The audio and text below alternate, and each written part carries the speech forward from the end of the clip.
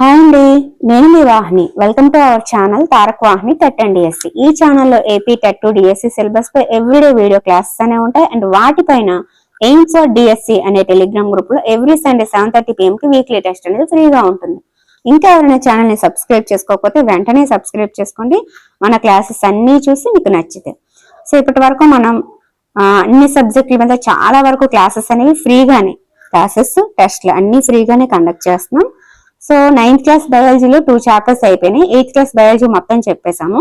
So 9th class బయాలజీలో ఒక్క lesson మిగిలిపోయింది కదా, సో అది కంప్లీట్ చేసేస్తే 9th క్లాస్ బయాలజీ కంప్లీట్ చేద్దాం. ఆ తర్వాత 8th మ్యాథ్స్ లో ఒక 5 చాప్టర్స్ ఉన్నాయి, అవి కూడా చెప్తాను. పిఐఈలో 2nd చాప్టర్ స్టార్ట్ చేస్తాను. జీకే క్లాసెస్ కూడా చెప్తాను.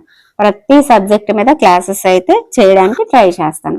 అలాగే పీడిఎఫ్లు అనేవి చాలా మంది తీసుకున్నారు, చాలా బాగున్నాయని కాంప్లిమెంట్స్ ఇస్తున్నారు. థ్యాంక్ యూ సో మచ్ అండి. కణజాలాలు.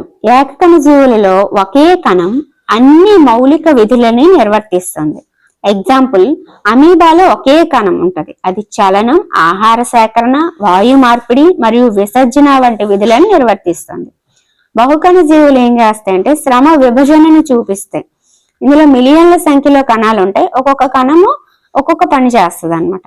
శరీరంలో ఒక నిర్దిష్టమైన ప్రదేశంలో కణాల సమూహాలు ప్రత్యేకమైన పనిని నిర్వహిస్తాయి. ఈ కణాల సముదాయాన్నే కణజాలం అంటారు. అత్యధిక సామర్థ్యంతో పనిచేయడానికి కణాల అమరిక ఏర్పాటు చేయబడింది. రక్తము, పోషక కణజాలం, కండరాలు అనేవి కణజాలాలకు ఉదాహరణలు అన్నమాట. సో ఇప్పుడు కణజాలం అంటే ఏంటో మీకు అర్థమైంది. కణాల సమూహం, ఒక నిర్దిష్టమైన ప్రదేశంలో కణాల సమూహాలు ప్రత్యేక పనిని నిర్వహిస్తే ఆ పనిని నిర్వహించే ఆ కణాల సముదాయాన్ని మనము కణజాలం అంటాం. ఓకే, మొక్కలు చలించలేవు, స్థిరంగా ఉంటాయి, అవి నిటారుగా ఉంటాయి, కనుక ఎక్కువ మొత్తంలో సహాయక కణజాలాన్ని కలిగి ఉంటాయి. సాధారణంగా ఈ సహాయక కణాలు నిర్జీవ కణాలని కలిగి ఉంటాయి. మొక్కలతో పోల్చితే జంతువులు ఎక్కువ శక్తిని వినియోగిస్తాయి. ఇవి చాలా వరకు సజీవ కణాలని కలిగి ఉంటుంది. మొక్కలకు జంతువులకు మరి ఒక భేదం ఏంటంటే పెరుగుదల విధానం అన్నమాట. మొక్కలలో పెరుగుదల కొన్ని ప్రాంతాలకే పరిమితం అయితే జంతువులలో అలా కాదు. జంతువులలో కణాల పెరుగుదల ఏకరీతిగా ఉంటుంది. మొక్కల్లో కొన్ని కణాలు జీవితాంతం విభజన చెందుతూనే ఉంటాయి. ఇవి కొన్ని భాగాలకే స్థిరీకరించబడి ఉంటాయి అన్నమాట. వృక్షాల్లో స్థానబద్ధత, జంతువులలో చలనాలు వంటి భిన్న అనుకూలనాలు కూడా కనిపిస్తూ ఉంటాయి. ఒకే రకమైన నిర్మాణాన్ని కలిగి ఒకే రకమైన విధులను నిర్వర్తించే కణాల సముదాయాన్ని కణజాలం అని చెప్పుకున్నాం కదా. మరి ఆ కణజాలాల అధ్యయనాన్ని హిస్టాలజీ అంటారు. కణాలది అయితే సైటాలజీ అన్నమాట. ఓకే, ఈ కణజాలాలు 2 రకాలు, వృక్ష కణజాలం, జంతు కణజాలం. ఇప్పుడు మనం చూద్దాం. వృక్ష కణజాలము ముఖ్యంగా 2 రకాలు ఉంటదండి. అది విభాజ్య కణజాలం అని, శాశ్వత కణజాలం అని. ఆ విభాజ్య కణజాలం మళ్ళీ 3 రకాలుగా ఉంటది: అగ్ర విభాజిక, మధ్యస్థ విభాజిక, పార్శ్వ విభాజిక. ఈ శాశ్వత కణజాలం మళ్ళీ 2 రకాలు. ఒకటి సరళ శాశ్వత, 2 సంక్లిష్ట శాశ్వత. సరళ శాశ్వత హరిత కణజాలం, స్థూలకోణ కణజాలం, వాయుగత కణజాలం, దృఢ కణజాలం అని ఉంటది. ఈ హరిత కణజాలంలో ఇంకొక భాగమే వాయుగత కణజాలం. టోటల్ గా 3 అన్నమాట. శాశ్వత కణజాలము దారువు, పోషక కణజాలం. మళ్ళీ దారువులో 3 రకాలు: దారు కణం, దారునాళం, దారు మృదు కణజాలం. పోషక కణజాలంలో మళ్ళీ ఇన్ని రకాలు, 5 రకాలు అన్నమాట. సో వీటన్నిటి గురించి ఒక్కొక్క దాని గురించి క్లియర్ గా తెలుసుకుంటే మీకు ఈ మ్యాటర్ అర్థమవుతుంది. అండ్ ఇంకొక విషయం ఏంటంటే మనకి ఓల్డ్ బయాలజీలో ఒక రకంగా, ఇప్పుడు ప్రెసెంట్ 9th క్లాస్ 2023లో మారిన దాంట్లో ఒక రకంగా అయితే ఆర్డర్ ఇవ్వడం జరిగింది. అయితే పాత దాంట్లో ఎన్ని ఉన్నాయి, కొత్త దాంట్లో ఎన్ని ఉన్నాయి అనేది కూడా నేను క్లియర్ గా మీకు చెప్పడం జరుగుతుంది. సో వీడియోని చివరి వరకు చూడండి, ఓకేనా. ముఖ్యంగా వృక్ష కణజాలం 2 రకాలు, ఇదైతే ఫిక్స్. ఒకటి విభాజ్య, ఇంకొకటి శాశ్వత. ఇప్పుడు వాటి గురించి క్లియర్ గా మనం తెలుసుకుందాం. ఫస్ట్ విభాజ్య కణజాలం చూద్దాం. మొక్కలలో పెరుగుదల కొన్ని ప్రత్యేకమైన ప్రాంతాల్లో మాత్రమే జరుగుతుంది. ఎందుకంటే ఆ ప్రాంతాలలో విభాజ్య కణజాలం ఉంటుంది. అది ఉండే ప్రాంతాన్ని బట్టి 3 రకాలు. విభాజ్య కణజాలం నుండి ఏర్పడిన కొత్త కణాలు మొదట విభాజ్య కణజాలం వలె ఉంటాయి, కానీ అవి పెరిగి పరిపక్వత చెందే కొద్దీ వాటి లక్షణాలు నెమ్మదిగా మార్పు చెంది ఇతర కణజాలాలుగా మారి విభేదనం చెందుతాయి అన్నమాట. సో ఇప్పుడు మీకు అర్థమై ఉంటది, విభాజ్య కణజాలం నుంచి ఏర్పడిన కొత్త కణాలు ఫస్ట్ దానిలాగే ఉండి ఆ తర్వాత మార్పు చెందుతాయి. ముఖ్యంగా విభాజ్య కణజాలం 3 రకాలు అనేది అయితే మీకు క్లియర్ అయిపోయింది. అగ్ర విభాజక, మధ్యస్థ విభాజక, పార్శ్వ విభాజక అని ప్రతి ఒక్క దాని గురించి తెలుసుకుందాం. ఓకే, విభాజ్య కణజాలంలో కణాలు చాలా చురుగ్గా ఉంటాయి. అవి ఈ కణాలలో చిక్కని కణద్రవ్యం, సెల్యులోజ్ తో తయారైన పలుచని కణకవచాలు, స్పష్టమైన కేంద్రకాలని కలిగి ఉంటే రిక్తికలు ఉండవు. బాక్స్ లో పెట్టని గమనించాలి. ఓకే, ఇది మీకు విభాజ్య కణజాలం గురించి బ్రీఫ్ గా. ఇప్పుడు ఒక్కొక్క దాని గురించి కూడా మనం తెలుసుకుందాము. సో విభాజ్య కణజాలం మీకు చెప్పాను. విభాజ్య కణజాలం 3 టైప్స్ అండి. అది విభాజ్య అంటేనే విభజన చెందే కణజాలం అని అర్థం. ఈ విభాజ్య కణజాలం అది ఉండే ప్రాంతాన్ని బట్టి 3 రకాలు. విభాజ్య కణజాలం నుంచి వచ్చేవి ముందు దానిలాగే ఉండి తర్వాత మార్పు చెందాయి. ఇక్కడ వరకు అయితే మీకు క్లారిటీగా అర్థమైంది కదా. సో మనకి వృక్ష కణజాలాలు 2 రకాలు. అందులో ఫస్ట్ ఇది విభాజ్య కణజాలం, అందులో మళ్ళీ 3 రకాలు. ఇప్పుడు ఒక్కొక్క దాని గురించి చూద్దాం. ఫస్ట్ ఇది అగ్ర విభాజక కణజాలం అండి. ఇందులో అభివృద్ధి చెందే వేర్లు, కాండముల అగ్ర భాగాలలో అగ్ర విభాజ్య కణజాలం ఉంటుంది. ఇది వేరు, కాండం పొడవుని వృద్ధి చేస్తుంది. గమనించాలి, పొడవుని వృద్ధి చేస్తుంది. ఇప్పుడు మధ్యస్థ విభాజక కణజాలం కణుపులకు దగ్గరగా ఉంటుంది కొన్ని మొక్కల్లో. ఓకేనా. ఇప్పుడు పార్శ్వ, ఇందులో ఏంటంటే వేరు కాండం యొక్క వ్యాసాన్ని పెంచుతుంది. ఇది పొడవండి, ఇది వ్యాసాన్ని పెంచుతుంది, ఇది కణుపులకు దగ్గరగా ఉంటుంది. సో ఈ 3 గురించి మీకు క్లియర్ గా ఇప్పుడు అర్థమైపోయింది. వృక్ష కణజాలాలు 2 రకాలు. ఫస్ట్ ఇది విభాజ్య కణజాలం, అది 3 రకాలు చెప్పాను. ఇప్పుడు రెండోది ఏంటి, శాశ్వత కణజాలం. విభాజ్య కణజాలం నుంచి ఏర్పడిన కణాలు ఒక ప్రత్యేక పాత్రని తీసుకుంటాయి. అంటే దీంట్లోంచి అలా డెవలప్ అవుతూ ఉంటాయి కదా. సో అలా మారిన తర్వాత అవి ఒక ప్రత్యేకమైన పనిని తీసుకుంటాయి అన్నమాట. సో అప్పుడు అవి ఏమైపోతాయి అంటే అవి వాటికి ఒక యాక్షన్, అవి ఇంకా నిరంతరం చేసుకోవడానికి వాటికి ఒక పని దొరుకుతుంది, వాటికి ఒక పాత్ర వచ్చేసింది కాబట్టి అవి శాశ్వత కణజాలంగా ఇంకా మారిపోతాయి అన్నమాట. సో ఇలా మారిపోవడాన్ని మనం విభేదనం అంటాం. ఇప్పుడు చూద్దాం. విభాజ్య కణజాలం నుంచి ఏర్పడిన కణాలు ఒక ప్రత్యేక పాత్రని తీసుకొని విభజన సామర్థ్యాన్ని కోల్పోతాయి. దీని ఫలితంగా ఇవి శాశ్వత కణజాలంగా మారుతాయి. ఈ విధంగా అవి శాశ్వత ఆకారం, పరిమాణం, విధులని ఏర్పరచుకునే ప్రక్రియని విభేదనం అంటారు. విభేదనం వివిధ రకాల శాశ్వత కణజాలాలు అభివృద్ధి చెందడానికి దారితీస్తుంది. ఇది శాశ్వత కణజాలం కోసం. మరి ఇందులో రకాలు చూద్దాం. సరళ శాశ్వత కణజాలం. మనకి శాశ్వత కణజాలాల్లో మళ్ళీ 2 టైప్స్ అని చెప్పాను. సరళ శాశ్వత, సంక్లిష్ట శాశ్వత. యాక్చువల్ గా సరళ శాశ్వత కణజాలం 3 రకాలే. ఇప్పుడు ఒక్కొక్క దాని గురించి చూద్దాం. సాధారణంగా సరళ శాశ్వత కణజాలం బాహ్య చర్మం కింద కొన్ని పొరలుగా ఉంటుంది అనమాట. మృదు కణజాలం సాధారణంగా కనిపించే సరళ కణజాలం. సో మృదు కణజాలం గురించి, స్థూల కణజాలం గురించి, దృఢ కణజాలం గురించి ఇప్పుడు చూద్దాము. మృదు కణజాలం అంటే దీనిలోని కణాలు పలుచటి కణకవచాన్ని కలిగి ఉంటాయి. ఈ మృదు కణజాలంలోని కణాలు సజీవ కణాలు.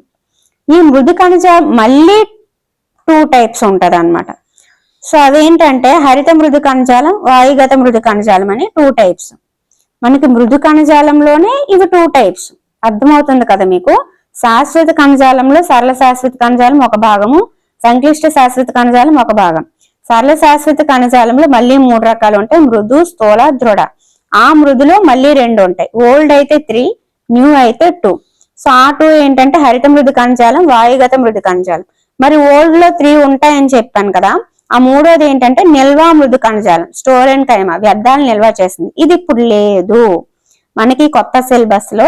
మృదు కణజాలం only 2 types. Okay, clarity. So హరిత మృదు కణజాలం, హరిత రేణువులు కలిగి ఉండే మృదు కణజాలం హరిత మృదు కణజాలం. దీన్ని క్లోరిన్ కైమా అంటారు. వాయుగత మృదు కణజాలం, దీన్ని ఎరెన్ కైమా అంటారు. నీటి మొక్కల్లో పెద్ద పెద్ద గాలి గదులను కలిగి ఉండి వాటిలో గాలిని నిల్వ చేయబడి మొక్కలు నీటిపైన తేలియాడుతాయి. అది వాయుగత మృదు కణజాలం. సో ఇది 3rd వన్ అన్నమాట. మనకి మృదు కణజాలం అంటే 2 టైప్స్ మాత్రమే. ఓకే, సో సరళ శాశ్వత కణజాలంలో ఒకటి అయిపోయింది. నెక్స్ట్ 2nd వన్ ఏంటి, స్థూల కోణ కణజాలం. దీన్ని కోలిన్ కైమా అంటారు. మొక్కలలో వంగే గుణానికి కారణం అవుతుంది ఇది. నులితేగలు, ఎగబ్రాకే కాండాలు కలిగిన మొక్కల్లో భాగాలు విరిగిపోకుండా సహకరించి యాంత్రిక ఆధారాన్ని ఇస్తుంది. పత్రవృంతం యొక్క బాహ్య చర్మం కింద ఈ కణజాలాన్ని మనం చూడొచ్చు. ఇందులో కణాలు సజీవంగా పొడవుగా సాగి మూలల్లో క్రమరహితంగా దళసరిగా ఉంటాయి. కణాల మధ్య కణాంతర అవకాశాలు చాలా తక్కువగా ఉంటాయి. ఇప్పుడు మీకు శాశ్వత కణజాలంలో ఒక టైపు సరళ శాశ్వత, అందులో మృదు, అందులో 2 టైప్స్ స్థూలకోణ కణజాలం చెప్పాను. ఇప్పుడు 3rd టైపు దృఢ కణజాలం చూద్దాం. ఇది మొక్కను గట్టిగా దృఢంగా చేస్తుంది. ఈ కణజాలంలో కణాలు నిర్జీవ కణాలు. ఇవి లిగ్నిన్తో చేయబడిన దళసరి కణకవచాలను కలిగి సన్నగా పొడవుగా ఉంటాయి. వీటి కణకవచాలు ఎంత దళసరిగా ఉంటాయంటే కణం లోపల ఖాళీ ప్రదేశం ఉండదు. ఈ కణజాలం కాండాలు, నాళికా పుంజాల చుట్టూ, ఆకుల ఈనెలలో మరియు గింజలు, విత్తనాల చుట్టూ ఉన్న గట్టి కవచాలలో ఉంటుంది. ఇది మొక్క భాగాలకి బలాన్ని ఇస్తుంది. సో ఇంతటితో మనకి దృఢ కణజాలం అయిపోయింది. ఓకేనా? ఇందులోనే నిర్జీవ కణాలను గుర్తుపెట్టుకోండి. లిగ్నిన్తో చేయబడిన దళసరి కణకవచాలు ఉంటాయి, సన్నగా పొడవుగా ఉంటాయి, ఖాళీ ప్రదేశం ఉండదు. సో ఇవన్నీ కూడా మీరు గుర్తుపెట్టుకోవాలి. ఇప్పటి వరకు మనం ఏం నేర్చుకున్నాం ఒక్కసారి రివిజన్ చేద్దాం. మనకి వృక్ష కణజాలాలు 2 టైప్స్ అండి. ఒకటి విభాజ్య, 2 శాశ్వత. విభాజ్యలో మళ్ళీ 3 టైప్స్, శాశ్వతలో 2 టైప్స్. అవేంటి? సరళ శాశ్వత, సంక్లిష్ట శాశ్వత. యాక్చువల్ గా 4 అని రాశాను, కానీ ఇవి 3 అండి. 3 ఎందుకంటే హరిత కణజాలంలో భాగమే కదా మనకి వాయుగత కణజాలం. సో అదే హరిత కణజాలం, వాయుగత కణజాలం ఈ 2 కలిపే కదా మృదు కణజాలం. కాబట్టి ఈ 2 ఒకటే అన్నమాట. సో 4 అని మీరు రాసుకోవద్దు. సో ఈ 2 ఒకటే. ఈ 2 కలిపే మనకి మృదు కణజాలం వస్తుంది. సో ఇది 2వది, ఇది 3వది. ఇదైతే క్లారిటీగా ఉన్నారు కదా? ఓకే. సంక్లిష్ట శాశ్వత కణజాలం చూసే ముందు విభాజ్య కణజాలం గురించి ఇంకొంచెం డీప్ గా తెలుసుకుందాము. అక్కడ జస్ట్ లైట్ గా కదా, ఇక్కడ ఇంకొంచెం ఎక్స్ట్రా ఇన్ఫర్మేషన్ ఉంది, అది కూడా చూసేద్దాం. విభాజ్య కణజాలం ఇది పెరుగుదలకి, మరమ్మతులకి తోడ్పడుతుంది. పలుచటి కణకవచాన్ని కలిగి ఎల్లప్పుడూ విభజన చెందే శక్తిని కలిగి ఉంటుంది. స్పష్టమైన కేంద్రకం ఉంటుంది. చిక్కటి జీవ పదార్థం ఉంటుంది. కణాల మధ్య కణాంతర అవకాశాలు ఉండవు, రిక్తికలు ఉండవు. దీని నుండి ఏర్పడే కొత్త కణాలు మొదట విభాజక కణం వలె ఉంటాయి, కానీ అవి పెరిగి పక్వత చెందే కొద్దీ వాటి లక్షణాలు నెమ్మదిగా మార్పు చెంది కొత్త కణజాలంగా మారి విభేదనం చెందుతాయి. ఈ విభాజ్య కణజాలం 3 రకాలు: అగ్ర విభాజ్య, మధ్యస్థ విభాజ్య, పార్శ్వ విభాజ్య కణజాలం. ఇది వేరు, కాండం, అగ్రభాగాల్లో ఉండి పెరుగుదలకు, మరమ్మతులకు తోడ్పడుతుంది. కాండం పైన శాఖలు ఏర్పడే ప్రాంతంలో ఉండి అక్కడ పెరుగుదలకు తోడ్పడుతుంది. ఇది పార్శ్వ అంచుల చుట్టూ వర్తులాకార పెరుగుదల, వ్యాసానికి తోడ్పడుతుంది. ఇది పొడవు, ఇది వ్యాసం. ఇది కాండం పైన శాఖలుగా ఏర్పడే కణుపుల దగ్గర ఉంటది. ఈ 3 అయిపోయినాయి. అలాగే సరళ శాశ్వత కణజాలంలో 3 రకాలు, మళ్ళీ అందులో ఒక్కొక్క దాని గురించి అయిపోయింది. ఇప్పుడు సంక్లిష్ట శాశ్వత కణజాలం గురించి చెప్పే ముందు ఇంకొక ఇన్ఫర్మేషన్. టెక్స్ట్ బుక్ లో బాహ్య పొరలోని కణాలు ఇలా మనకి ఇచ్చాడు. సో అవి చూసేద్దాము. బాహ్య పొరలోని కణాలని బాహ్య చర్మం అంటారు. బాహ్య చర్మం సాధారణంగా వరుస కణాలు ఉన్న ఒక పొరతో ఏర్పడుతుంది.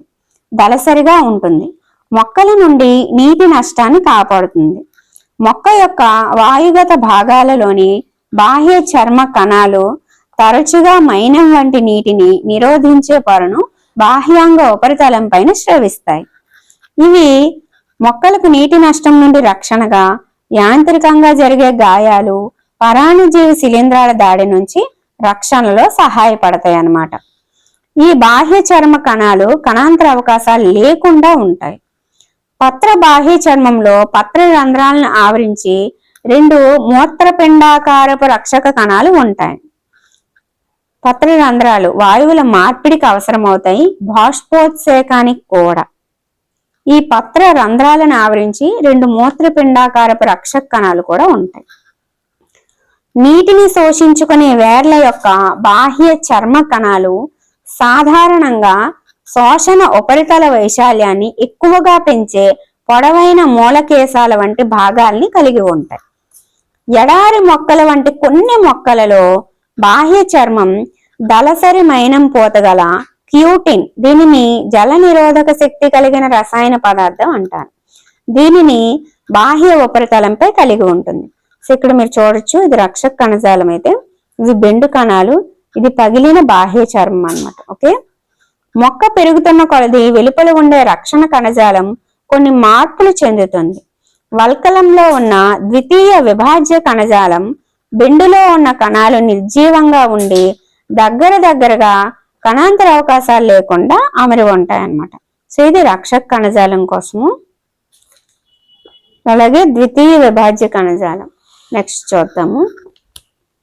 వాటి కణకవచాలు బెండువి సోబరిన్ అనే పదార్థాన్ని కలిగి ఉండి నీరు గాలి చొరబడకుండా చేస్తాయి అన్నమాట. సోబరిన్ అనే పదార్థాన్ని కలిగి ఉంటాయండి. ఆ సోబరిన్ ఎందుకు యూజ్ అవుతుంది అంటే నీరు గాలి లోపలికి వెళ్లకుండా చేస్తుంది అన్నమాట.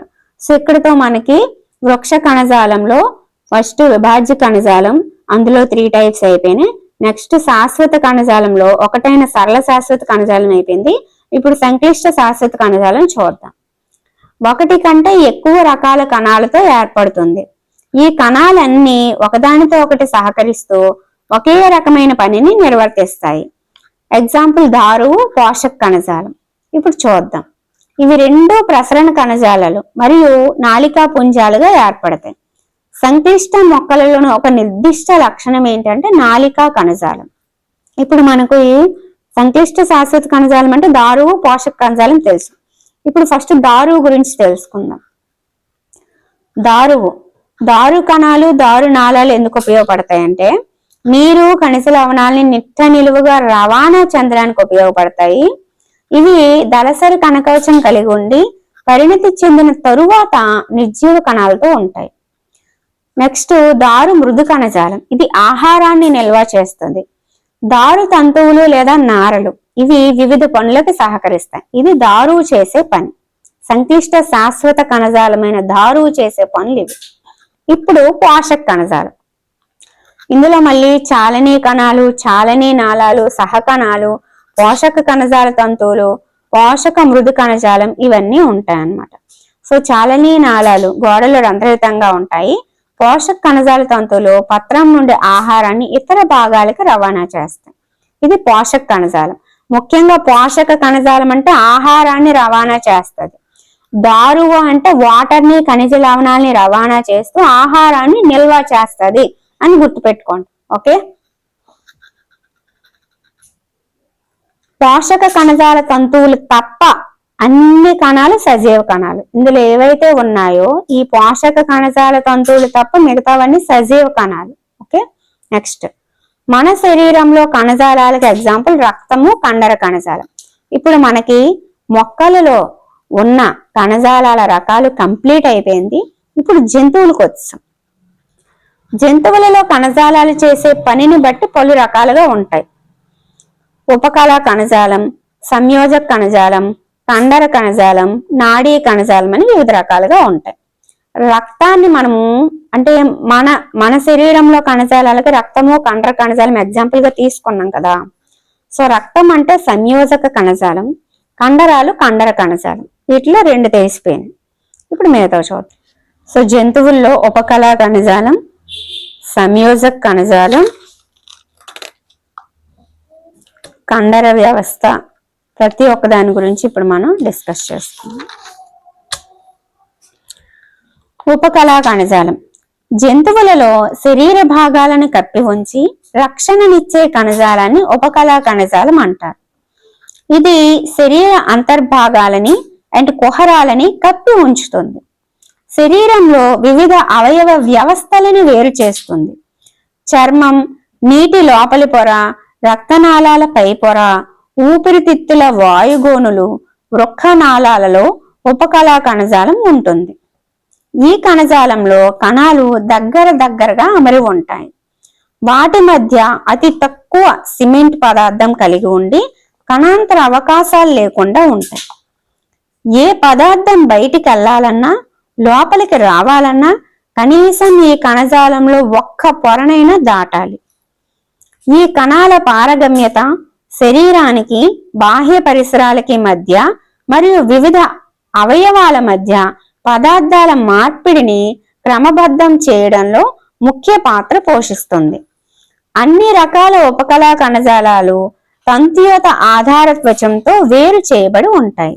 ఇప్పుడు ఉపకళా కణజాలంకి చూద్దాం. ఇందులో మనకి సల్కల, ఘనాకార, స్తంభాకార, శైలికామయ, గ్రంథి ఉపకళా కణజాలం అని ఇన్ని రకాలుగా ఉంటాయి. సల్కల అంటే బల్లపరుపుగా ఉంటుంది. ఘనాకార అంటే మూత్రనాళం, లాలాజల గ్రంథులు ఉండి యాంత్రిక ఆధారాన్ని ఇస్తుంది. స్తంభాకార అంటే పేగు, శ్వాసనాళం. శైలికామయ అంటే శ్వాసనాళము. ఈ శైలికామయలో ఇంకొక పార్ట్ స్తంభాకార, కాబట్టి దీన్ని శైలికామయ ఉపకళ అని కూడా పిలుస్తారు. గ్రంథి ఉపకళా కణజాలం ఇది ముడుచుకుపోయేదన్నమాట. సో ఇన్ని రకాలుగా మనకి ఉపకళా కణజాలం ఉంటది. స్క్వామా లేదా సల్కల అంటే పొలుసులతో కూడినది అని అర్థం. మళ్ళీ సల్కలలో రెండు రకాలు, సరళ సల్కల, స్థరిత సల్కల అని. సరళ సల్కల అంటే రక్తనాళాలు, ఊపిరితిత్తులు, వాయుగోళ్లు.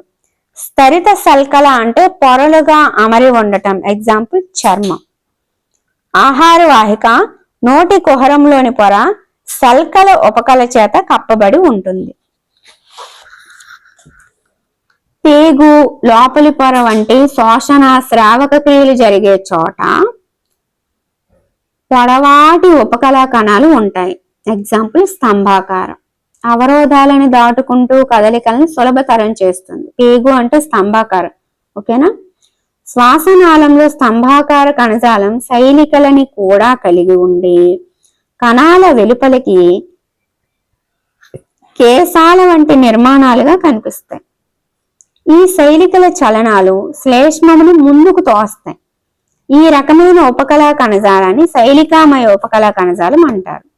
సో ఇప్పుడు మీకు జంతువులకు సంబంధించిన ఫస్ట్ ఉపకళా కణజాలం కంప్లీట్ అయిపోయింది. నెక్స్ట్ సంయోజక కణజాలం చూద్దాం. సంయోజక కణజాలం అంటే ఏం చెప్పాను? బ్లడ్, రక్తం. ఇందులో కణాలు వదులుగా అమర్చబడి అంతర మాత్రికలు పొందుపరచబడి ఉంటాయి. మాత్రిక జెల్లీ వలె, ద్రవం వలె అధిక సాంద్రత లేదా దృఢంగా ఉంటుంది. నిర్దిష్టమైన విధిని కలిగిన సంయోజక కణజాలంలో మాత్రికా స్వభావం భిన్నంగా ఉంటుంది.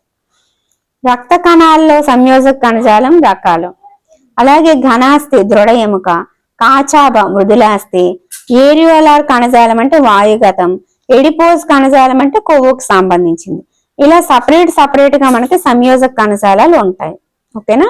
సో అది చేసే విధిని బట్టి దాని స్వభావం భిన్నంగా ఉంటది అన్నమాట. ఓకే, ఇప్పుడు ఒక్కో దాని గురించి చూద్దాం.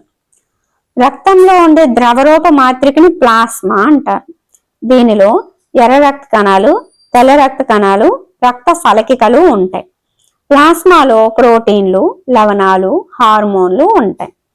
రక్తం ప్రవహిస్తూ వాయువులు, జీర్ణమైన ఆహారం, హార్మోన్లు మరియు వ్యర్థ పదార్థాలని వివిధ అవయవాలకు రవాణా చేస్తుందన్నమాట. ఎముక అస్థి పంజరాన్ని ఏర్పరిచి శరీరానికి ఆధారాన్ని ఇస్తుంది. అదే ఘనాస్థి అని చెప్పాం కదా. రెండోది, ఇది కండర కణజాలానికి ముఖ్యమైన శరీర భాగాలకు కూడా ఆధారాన్ని ఇస్తుంది. ఇది దృఢంగా ఉండి వంగే గుణం లేకుండా ఉంటుంది. ఎముక కణాలు దృఢమైన మాత్రికలో ఇమిడి ఉండి కాల్షియం మరియు ఫాస్ఫేట్ లవణాలతో నిర్మితమవుతాయి. రెండు ఎముకల సంధి తలాలను కలిపే ఇంకొక సంయోజక కణజాలాన్ని లిగమెంట్, సంధి బంధనం అంటారు. ఇది సాగే గుణంని కలిగి ఉండి దృఢంగా ఉంటుంది. ఇది చాలా తక్కువ మాత్రికను కలిగి ఉండి రెండు ఎముకల సంధి తలాల్ని కలుపుతుంది. కండరాలని ఎముకతో అతికి ఉంచే ఇంకొక సంయోజక కణజాలాన్ని టెండోన్ అంటారు. స్నాయు బంధనం, దృఢంగా ఉండి కొంత వంగే గుణం ఉంటుంది. సో లిగమెంట్ కి టెండాన్ కి డిఫరెన్స్ అర్థమైంది కదా. నెక్స్ట్ మృదులాస్థి, ఎముకల కీళ్ల ఉపరితలంను మృదువుగా చేస్తుంది. దీనిలో ఉండే మాత్రిక ప్రోటీన్లు, చక్కెరలతో నిర్మితమై ఉంటుంది. నాసికాగ్రం, వాయునాళం, చెవిదొప్ప, స్వరపేటికలో ఉంటుంది. ఇప్పుడు ఏరియోలార్ కణజాలం, చర్మానికి కండరాలకి మధ్య రక్తనాళం, నాడీ కణాల చుట్టూ ఎముక మధ్యలో చూడవచ్చు. ఇది అవయవాల అంతర్భాగాలలో ఉండే ఖాళీ ప్రదేశాన్ని నింపుతుంది. శరీర అంతర్భాగాలకు ఆధారాన్ని ఇస్తూ కణజాలాల మరమ్మతుకి సహాయపడుతుంది. ఇప్పుడు ఎడిపోస్ చూద్దాం. ఇది కొవ్వును నిల్వ చేసే కణజాలం అన్నమాట.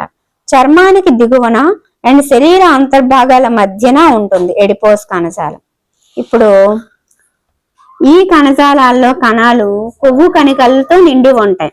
కొవ్వుల నిల్వ ఉష్ణ నిరోధకంగా పనిచేసేటట్లు చేస్తాయి. ఇప్పుడు రక్త కణాల్లో రకాలు చూద్దాము. తెల్ల రక్త కణాల్లో neutrophil, eosinophil, basophil, lymphocyte, monocyte అని ఉంటాయి.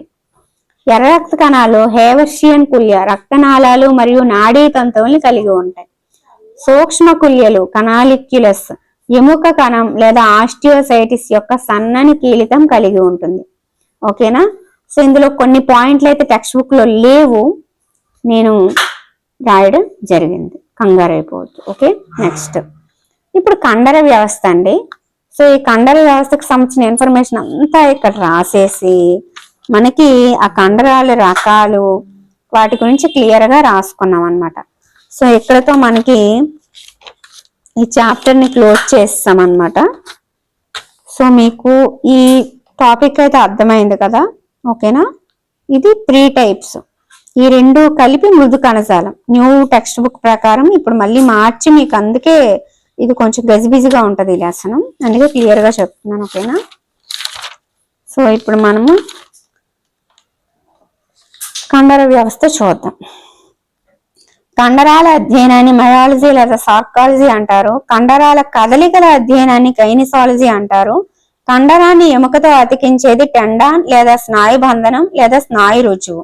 కండరానికి వచ్చే క్యాన్సర్ సార్కోమా లేదా మయోమా క్యాన్సర్. మానవునిలో మొత్తం కండరాల సంఖ్య 650. కండరం ముదురు ఎరుపు రంగులో ఉంటుంది, కారణం మయోగ్లోబిన్ అనే ప్రోటీన్ ఉండడం. కండరం సంకోచ సడలికల్ని చూపుతుంది. కండరం యొక్క సంకోచ సడలికలకు తోడ్పడే ప్రోటీన్ ఆక్సిన్ అండ్ మయోసిన్. నేను మా ఫ్రెండ్ది నోట్స్ చూసి అండ్ టెక్స్ట్ బుక్ చూసి 2 చూసి మొత్తం ఇన్ఫర్మేషన్ మీకు ఇక్కడ ఇవ్వడం జరిగిందండి. ఇది కేవలం టెక్స్ట్ బుక్ లోకి మాత్రమే కాదు. ఓకే, కండరం సంకోచ సడలికలను జరుపుతుంది. సో అవి ఆక్సిన్ మయోసిన్ అని చెప్తాం కదా. నెక్స్ట్ కండరంలో వాయు శ్వాసక్రియలు 2 జరుగుతాయి. కండర సంకోచ సడలికలను గురించి వివరించే సిద్ధాంతాన్ని స్లైడింగ్ ఫిలమెంట్ అంటారు. ఈ స్లైడింగ్ ఫిలమెంట్ సిద్ధాంతాన్ని ప్రతిపాదించింది హెకెల్ అన్నమాట. అతిపెద్ద కండరం గ్లూటియస్ మ్యాక్సిమస్ తొడ కండరం. అతి చిన్న కండరం దవడ కండరం మసెటర్. కండరం ఈ క్రింది లక్షణాలు చూపిస్తుంది. టిటాని అంటే పారాథైరాక్సిన్ హార్మోన్ అధికం అయిపోతే కండరంలో కాల్షియం పేర్కొని కండరం సంకోచ స్థితిలో ఉండిపోతుంది. కండర గ్లాని అంటే కండరానికి విరామం లేకుండా పనిచేసినప్పుడు అవాయు శ్వాసక్రియ జరిగి గ్లూకోజ్ పూర్తిగా విచ్ఛిన్నం చెంది ఏటీపీగా మారకపోవడం వలన లాక్టిక్ ఆమ్లం అనే మధ్యస్థ పదార్థం ఏర్పడి కండరంలో కూరుకుపోయిన స్థితిని కండర గ్లాని అంటారు. ఫలితంగా కండరం గట్టిపడిపోద్ది. కొంచెం సేపటి తర్వాత సాధారణ స్థితికి వచ్చేస్తుంది. ఈ కండరం గట్టిపడడం గురించి మీకు 7th క్లాస్ సైన్స్ లో చెప్పాను. నెక్స్ట్ రెగర్ మార్టిస్. దీనిని చనిపోయిన కండరంలో మాత్రమే చూడగలము. ఆక్టిన్ మయోసిన్ ప్రోటీన్లు పనిచేయకపోవడం వలన కండరం గట్టిపడిపోద్ది. ఇప్పుడు కండరాల్లో రకాలు 3 రకాలండి. రేఖిత, అరేఖిత, హృదయ. రేఖిత అంటే ఇలా ఉంటది, అరేఖిత అంటే ఇది, హృదయ అంటే ఇది. ఇప్పుడు చూద్దాం. సో రేఖిత కండరాలు ఎముకతో అతుక్కొని ఉంటాయి, అందుకే వీటిని అస్థిపంజర కండరాలు అంటారు. వీటిలో రేఖలు ఉంటాయి, అందుకే వీటిని చారల కండరాలు అని కూడా అంటారు. ఇవి మన ఆధీనంలో పనిచేస్తాయి, అందుకే వీటిని నియంత్రిత సంకల్పిత కండరాలు అంటారు. అలసట చెందుతాయి, శాఖలు ఉండవు, సిన్సీసియల్ స్థితి లేదా బహుకేంద్రక స్థితి ఉంటుంది, అత్యధికంగా ఉంటాయి అన్నమాట ఇవి. ఇప్పుడు అరేఖిత కండరాలు, ఇవి అంతరంగ అవయవాల్లో ఉంటాయి, అందుకే వీటిని నునుపు కండరాలు అంటారు. ఇవి సామరి కండరాలు, మన ఆధీనంలో పనిచేయవు, అందుకే వీటిని అనియంత్రిత అసంకల్పిత కండరాలు అంటారు. అలసట చెందవు. సామరి కండరాలు అలసట ఎందుకు చెందుతాయి కదా. శాఖలు ఉంటాయి, ఏకకేంద్ర స్థితి, రెండవ అత్యధికం. ఫస్ట్ ఇది ఎక్కువ ఉంటాయి, తర్వాత ఇది అన్నమాట. నెక్స్ట్ చూద్దాము. హృదయ కండరాలు, ఇవి గుండెలో ఉంటాయి, అందుకే వీటిని కార్డియాక్ మజిల్స్ అంటారు. ఇది నిర్మాణంలో అరేఖిత కండరాన్ని, పనిలో రేఖిత కండరాన్ని కలిగి ఉంటుంది. నిర్మాణంలో అరేఖిత, పనిలో రేఖిత. ఇది అలసట చెందని కండరం, శాఖలు ఉండవు, బహుకేంద్ర స్థితి అత్యల్పంగా ఉంటాయి. సో ఇది మనకి కండరాల రకాలు, రేఖిత అరేఖిత హృదయ కండరాల గురించి కూడా చెప్తాను అనమాట. సో ఇంతటితో మనకి అయిపోయింది 9th క్లాస్ బయాలజీ పర్ఫెక్ట్ గా మనం కంప్లీట్ చేసుకున్నామండి. సో మీరు ఎక్కడ కన్ఫ్యూజ్ అవుతారు అంటే ఇక్కడ ఇది ఓల్డ్ ఇది న్యూ అని మీకు క్లియర్ గా రాసాను, కన్ఫ్యూజ్ అయ్యే అవసరమే లేదు. సో ఇక్కడ కూడా చెప్పాను ఈ రెండు కలిపి మృదు కణజాలం అండి, ఇప్పుడు 4 కాదు 3 అనేసి, అంతే ఇంకేం లేదు. సో వీటి గురించి ఒక్కొక్క దాని గురించి కూడా క్లియర్ గా మీకు ఇన్ఫర్మేషన్ అయితే ఇవ్వడం జరిగింది. ఇక్కడతో మనకి 9th class biology 3 chapters, 8th class biology మీకు పర్ఫెక్ట్ గా కంప్లీట్ చేసినట్టు అనమాట. ఓకేనా. Next 8th class maths remaining chapters చెప్పేసి GK classes, PIE classes continue చేస్తాను. ఓకేనా. సో ఇంకా ఎవరైనా ఛానల్ ని సబ్స్క్రైబ్ చేసుకోతే వెంటనే సబ్స్క్రైబ్ చేసుకోండి. అలాగే మీకు పీడిఎఫ్లు కావాలన్నా మన వాహిని డిఎస్సి వరల్డ్ కరెంట్ అఫైర్స్ చెప్తున్నాము, అది కూడా కవర్ చేసేయండి. సో డిఎస్సికి ఫుల్ ప్లెజ్డ్ గా రెడీ అయిపోండి. ఓకేనా ఫ్రెండ్స్, థ్యాంక్ యూ.